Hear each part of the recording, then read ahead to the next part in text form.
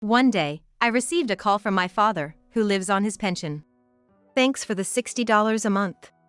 It helps with the cat's food." "What? I've been sending you $2,000 a month." I replied without hesitation, and my father sounded puzzled and just said, "Yes." After that, there was an awkward silence. I immediately checked out my bank account, which was set up for transfers to my father, and checked the details. What I found there was shocking. I finally understood that this was the root of all the problems. It was also the moment when my trust in Theo, built up over more than a decade, completely shattered. "Give me all my money back, right now," I said to Theo, who had just come home. But Theo just played dumb and was no help at all. However, his attitude completely woke me up. I was determined to expose his true face and get everything out of him. While I just stared at him silently, not rising to Theo's provocation, he seemed to realize that I was up to something and suddenly turned serious. "My name is Riley. I've had a dream since I was a child. I wanted to become an astronomer and unravel the mysteries of the universe. I wasn't particularly good at studying, but I excelled in science and math, so I went to a high school with a strong focus on those subjects and then to a college of science and engineering. During college, I conducted various experiments, observations, and research with my professor, aiming to work at a research institute after graduation. However, I faced a harsh reality. Unfortunately, a research job alone couldn't provide enough income, so I ended up working for a regular company and became an employee. There, I used my knowledge to get ahead of my peers, and it was during this time that I met Theo. He was 4 years older than me, and was a manager at the time. Theo, being older, took the lead, and I was drawn to him. I initiated the relationship, and we had a smooth life even after getting married. We were blessed with 2 children, a son named Hudson, who is now 18, and a daughter named Alice, who is 16. They both attend boarding schools. So, now it's just Theo and me, like before the kids were born. I had Hudson when I was 27 and quit my job at that time. Of course, I could have continued working, but I knew from my colleagues how hard it was to juggle a job and motherhood. Theo said he would help, but he didn't show much concern for me during my pregnancy and didn't even come to the birth because of some welcome party for new employees. Well, he did show up after the birth, all red-faced and in a great mood, but at that time, I was far from feeling any disgust. So, when Theo said, "It's all right. I'll support you too, Riley. Work hard at your job. Household chores and childcare should be shared, right?" I couldn't trust his words at all. That's why I quit, but it turned out to be the right decision. First of all, Theo didn't keep any of his promises. When Hudson cried, he'd say, "Hey, he's crying. He smells, maybe it's the diaper? Oh, and we're out of milk. You should go buy some," while his eyes were glued to his phone. He didn't even try to look after Hudson. I couldn't have managed if I was working under those conditions. We live in an area where it's hard to get into daycare centers. It's competitive, so getting in at age 1 was difficult. It gets easier to enroll when the kids are a bit older, so I planned to re-enter the workforce around that time. 2 years after Hudson was born, Alice arrived. Though they weren't exactly Irish twins, dealing with Hudson entering his terrible 2s and newborn Alice was tough, especially as Theo continued to dump all household chores on me. "Hey, can you help out a bit? Like going to the store for diapers or milk?" I said, and he'd always respond, "Isn't that a mother's job? I'm the breadwinner, bringing home the bacon. So let me relax at home." My friends often told me to divorce in such situations, but if it were that easy, I would have done it already. If there were no house mortgage, no car loans, and no children, a husband like him would definitely be divorced. Thinking about all this, my feelings towards Theo gradually cooled. If he thinks his only role is to earn a living, then I'll start thinking of him that way. But I didn't want to upset the kids, so I tried to keep the household environment calm, avoiding arguments as much as possible. When the kids were a bit older, an acquaintance asked if I wanted to be a teacher and researcher at a vocational school, and I enrolled. I was very satisfied, using my experience and knowledge from my corporate days and finally becoming a researcher, my lifelong dream. However, Theo didn't seem to find this amusing. When I told him I would be working as a researcher, he made a face. The reason was simple. It was jealousy because when he heard my salary, he realized I would be earning more than him. Listen, women need men in society. Yet here you are, showing off. Can't you even show a bit of consideration for your husband? I had suspected it, but Theo was incredibly proud and very much the dominant type. There were many times when he was too strict with the kids and I had to intervene. But to save enough to send our 2 kids to college, it made sense for me to work too.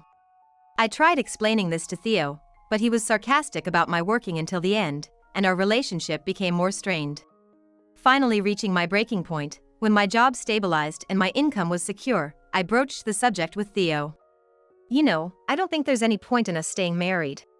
It's not fair to the kids, and it's not doing us any good either. So, I want a divorce.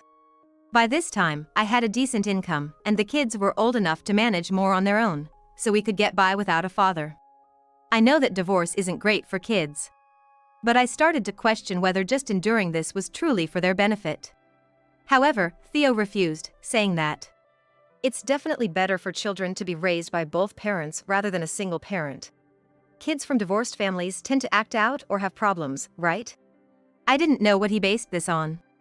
Probably just an excuse to play on my guilt and keep me tied down. But I couldn't say that everything Theo said was wrong. It's a fact that it's better for kids if both parents are together. That's probably an undeniable fact. Kids are pure creatures, for better or worse. If their friends found out about our divorce, they might ask out of curiosity. Even if I'm okay with it, Hudson and Alice might get hurt.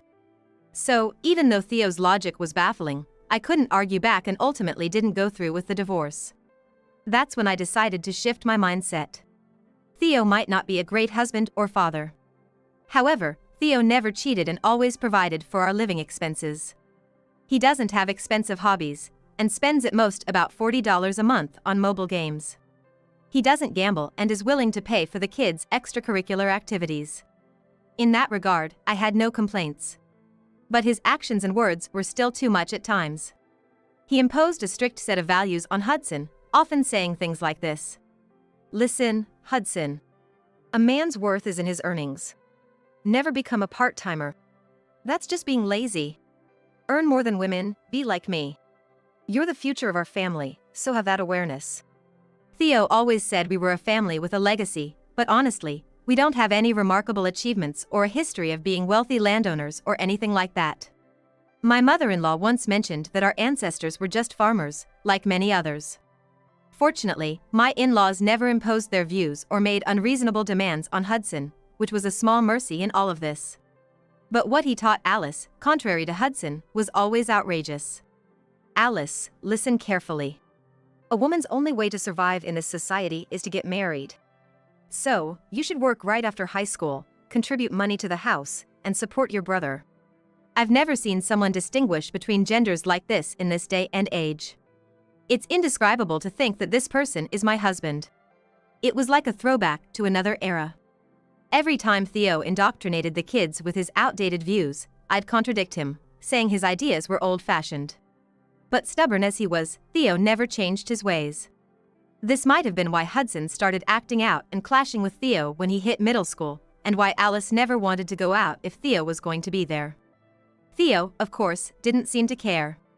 As the kids grew up and left for boarding school, Theo's critical attention shifted back to me. He'd say things like I was looking down on him for being a researcher, a woman no less, or that I was acting high and mighty even though his own college was far more prestigious. Sometimes, he'd even talk about my income to others, painting himself as a failure of a husband to garner sympathy. I never once belittled Theo about his education or job, but he'd twist things around, making it seem like I was the one putting him down.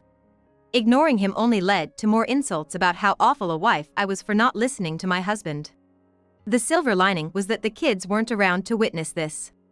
I figured I'd just endure a few more years until the kids were fully independent and then pursue a divorce. Then one day, I got a call from my father. My mother had passed away, and my 66-year-old father was living a modest life on his pension and savings in a distant town.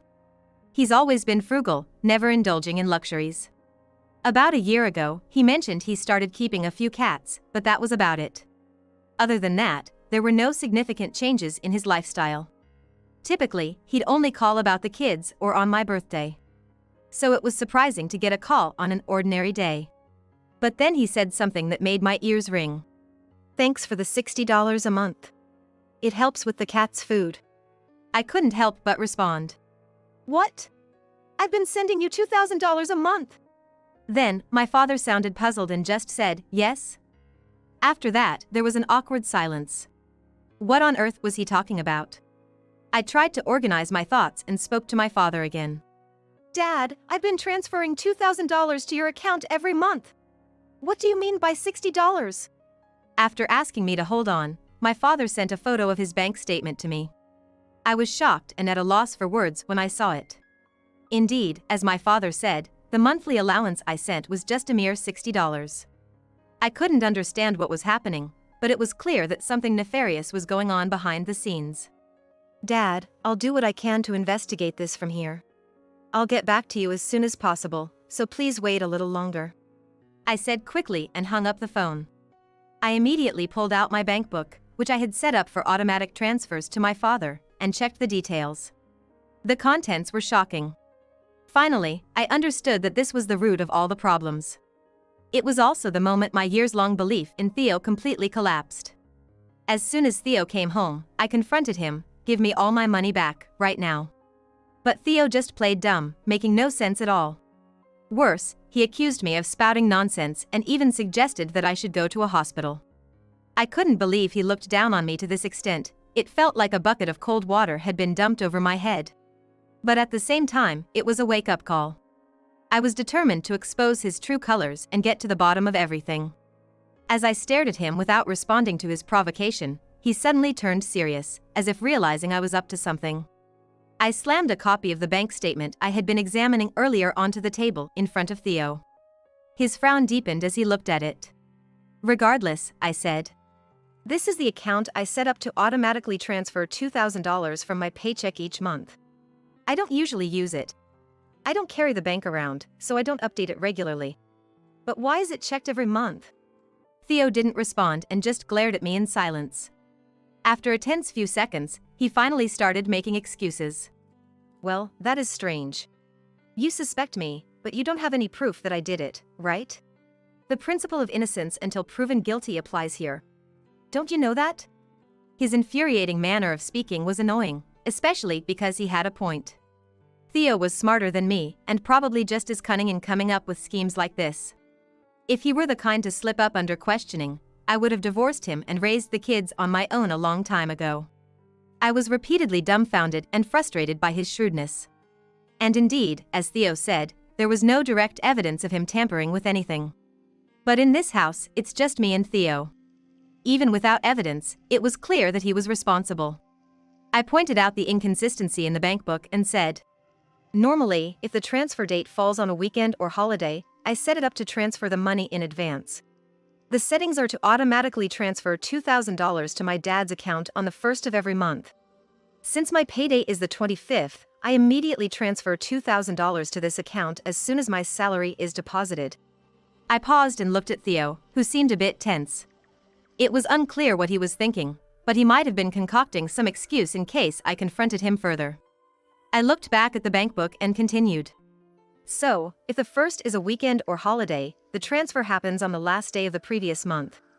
Therefore, there shouldn't be any movement of money between the 25th and 29th. Yet, strangely, the day after I put in $2,000, $60 is sent to my dad, and the rest is withdrawn. Don't you think it's odd that there's activity other than the automatic transfer?" In response to my question, Theo hesitated for just a moment before quickly countering with a laugh. "Even if that's true, so what? Where's the proof that I took your bank book and withdrew the money? And even if I did take almost $2,000, what would I use it for?" Theo was grinning infuriatingly. I just looked at him silently, and thinking he had won, he suddenly became talkative. "I earn a decent amount, and you, receiving the household expenses, should know I'm not short on cash. Plus, I can't tamper with those automatic settings, right? You're a researcher, you should use your brain more." After rattling off his words as Theo, seemingly pleased with himself, headed off to the bathroom. If he thought he had won with that, his mind was really a fantasy land. The thought of his triumphant face crumbling later almost made me laugh. He thought he had bested me and was even singing some nonsensical song in the bath. When Theo came out of the bathroom, all cheerful, I greeted him with an overly bright smile. He looked startled and backed away, saying, "What's up?" You got more to say? I presented a printout of my message history and asked shortly, "What's this?" Theo froze on the spot. When my dad sent me the photo of the bank account, I was shocked, but even more so when I found a conversation with my dad that I didn't recall having. I rarely use text messages. Usually, it's just for receiving login confirmation codes. For most communications, including with work colleagues, friends, and children, I use free messaging apps or social media messages. That's why I didn't notice this exchange, and Theo probably used the text message deliberately, knowing I wouldn't check it. It was about 10 months old and definitely not from me. The messages appeared to be from me, but I didn't write them or communicate with my father. Needless to say, it was Theo. "Hey, this message here, you identified yourself, right? It's Theo, Riley's husband. How are you, Dad? Why did you contact my dad through my text? If you wanted to talk to him personally, you could have just asked me directly instead of sneaking around like this." I questioned him with a smile. Theo's triumphant expression disappeared, replaced by a look of panic. "What? You don't even use text messages, how did you find out?" He was clearly flustered. His reaction indicated that he had definitely tampered with my phone and contacted my father. "Let's see, what does it say here? Actually, Riley is hospitalized and we need money, so we can't send you the usual amount. But I remember Riley telling me you have cats, so we at least want to continue sending some money for the cat food. Therefore, we're reducing the amount but we'll keep sending it. Please understand." I read the message aloud monotonously. Theo then started apologizing profusely. "There's a deep reason behind this. I didn't mean any harm to you or your father. Please believe that, I beg you." He apologized, then began to explain the situation. He knew that I had been sending $2,000 to my dad every month and had even agreed to it. But suddenly, Theo needed money and thought of tapping into that $2,000. He didn't have my father's contact details to communicate directly, and there was no way he could ask my dad to redirect the $2,000 to him. So, he came up with a plan to pretend I was sick, garnering my father's sympathy and understanding. Theo knew how to unlock my phone, and while I was in the bathroom, he sent that message. My dad, being the kind person he is, must have believed it. As to why I didn't receive any concerned messages from my dad, Theo had covered that up too. He told my dad that I was struggling with my illness and it was tough, so to leave me alone for a while. That's why, for these 10 months, my dad didn't contact me. His call today was probably because enough time had passed and, out of concern, he chose a topic unrelated to my supposed illness, hence mentioning the cat food. "So, you can't talk your way out of this one, can you? That's almost $20,000 you've taken over the past 10 months, right? Now, give it back, right now." I demanded, but Theo burst into tears, saying it was impossible. He had already spent it, and there was nothing left. He confessed that he had used it to pay off debts he had incurred without my knowledge. After calming down, I asked Theo if I could believe him, and he nodded repeatedly. Looking at him, I warned, "If you betray me again, I'll seriously come after you for nearly $20,000. Be prepared." Theo nodded, shaking in fear. It seemed like the matter was settled, and Theo appeared completely relieved. To appease me, he became unusually kind recently, coming straight home without making any detours, and even buying cakes from my favorite bakery. Despite his oblivious behavior, I was secretly making moves. When the time was right, Theo would be shocked again. One day, as he came home in a good mood, I pointed to the living room table right after greeting him. He froze in surprise when he saw it. Because it was a divorce paper, with my section already filled out, lying there. "What's this? I thought we had settled that previous matter. I said I'd start paying you back little by little, and you forgave me, didn't you?" he said with a forced smile. Just like Theo used to, I snorted and declared. "You thought that was the end of it?" Seeing Theo lost for words, I pulled out some documents from the drawer. His face turned pale, and he let out a small cry of shock. "I see, so you cheated and got someone pregnant. Instead of marrying her, you agreed to pay child support, right? You're unbelievable." Theo never showed any signs of being so financially strapped that he had to resort to borrowing money. I was paying for our kids' education in full, and we decided to use Theo's income for living expenses and our retirement savings. Now, I earn a decent amount myself, and Theo, being a manager at his company, should be earning a substantial salary too. So, it was always a mystery to me why he would need to take on debt. My intuition as a woman told me he might be spending it on an affair or something like a nightclub. I'm the type who can't rest until I take action, so I hired a detective online to look into this matter. The detective found that Theo was still visiting a certain woman and handing her money, capturing the moment in photographs. Upon inquiring around the woman's neighborhood, it turned out she was living as a single mother. So, it seems you've been paying her child support every month as hush money to keep her from spilling about your affair. But she demanded $4,000 a month, including living expenses. Thinking that amount was too much, you targeted the $2,000 I sent to my dad and stole it, right? As I calmly disclosed this, Theo seemed to lose all his strength and collapse to the ground, muttering excuses. No, it's not like that. I didn't mean for it to end this way. Why is this happening to me? After sighing at Theo's response, I simply told him I wanted to divorce and asked him to sign the divorce papers.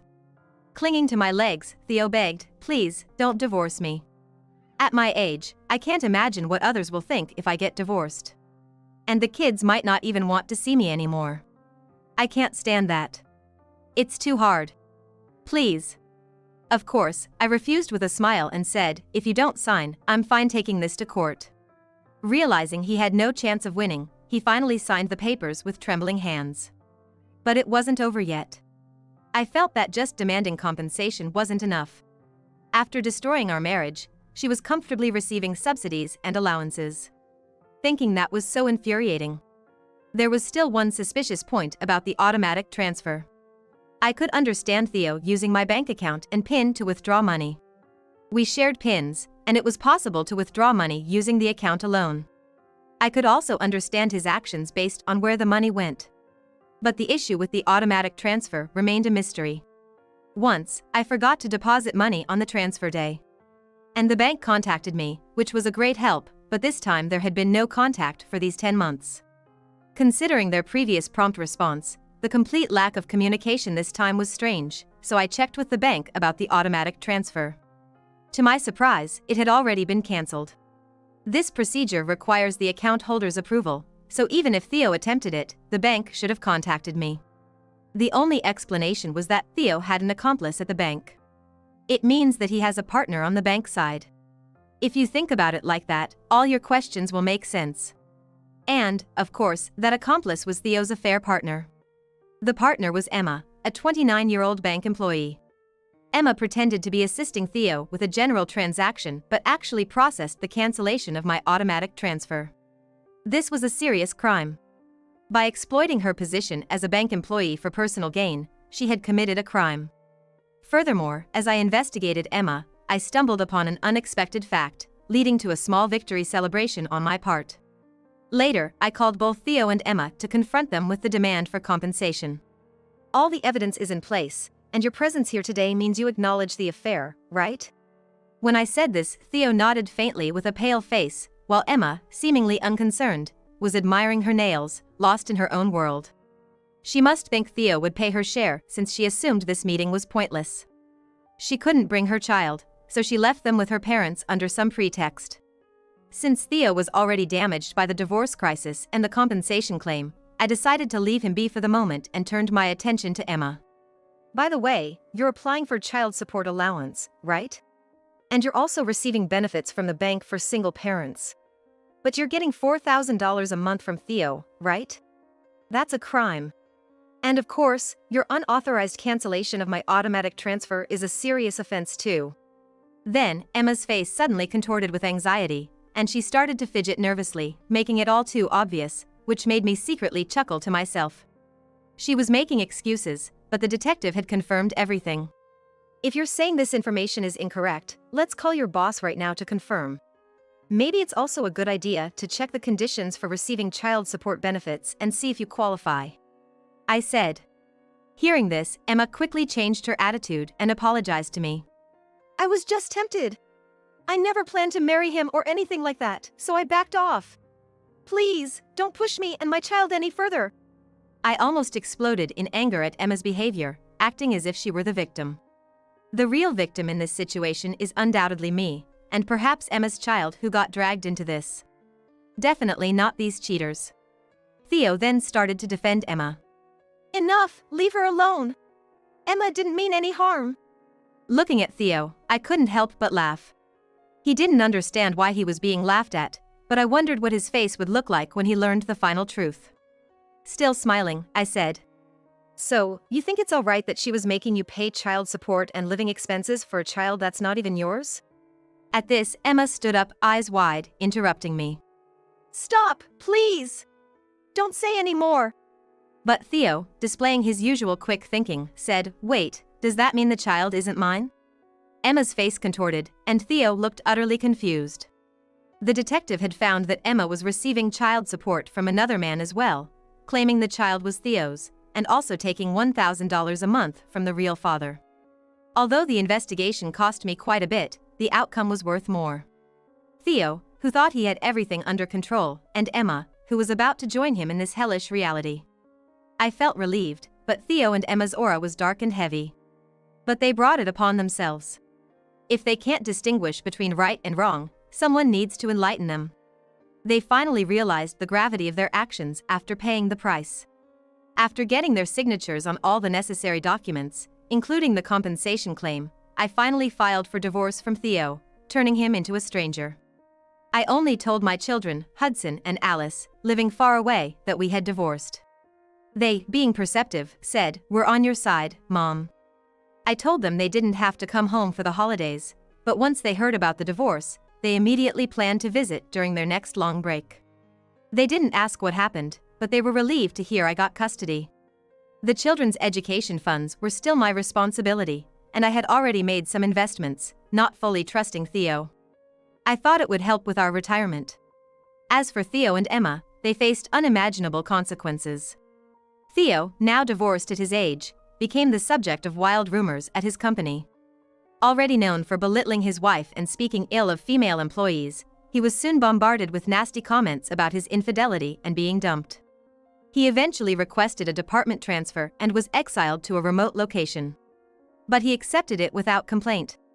He realized he had no place left at the main office. Also, the financial burden of the nearly $20,000 repayment, compensation, and the children's education fees, which he was responsible for, left his household finances in dire straits. Emma, exposed at the bank, resigned voluntarily. She had to return all the benefits she had defrauded from the bank to avoid prosecution, leaving her without enough money and forced to return to her parents' home. After spilling everything to her parents, she got a severe scolding. Currently, she's working as a contract employee at her father's company, with her parents managing all her finances, leaving her with no freedom. Her parents, being very honest people, paid all the compensation I demanded from Emma. They initially covered it but made it clear they would charge her the full amount. Years have passed since the divorce. Hudson is thriving in a top company after finishing grad school, and Alice is excelling in medical school, with her exams coming up next year. Without Theo, the children have continued on their paths, and they even assured me they would support me in my old age. No allies could be stronger than this. I'm so grateful that my children grew up straight and true, not like Theo, and they are the treasures of my life.